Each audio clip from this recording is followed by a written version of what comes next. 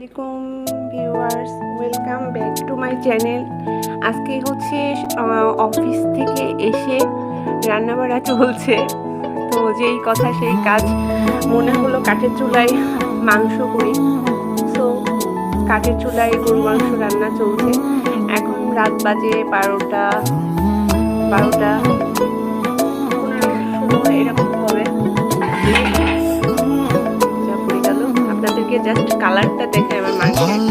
এখানে আছে 2 কেজি মাংস, পুরা 2 কেজি মাংস। তো নিজে বাটা ঘষা করে নিজেই রান্না করলাম একা হাতে, যেহেতু কাটাকুটির সময় পাই নাই। আমি আপনাদেরকে লাস্ট অব্দি দেখাবো যে রান্নাটা কেমন হচ্ছে। সবাই অবশ্যই লাইক কমেন্ট শেয়ার করবেন। এটা আমার জীবনে ফার্স্ট রান্না।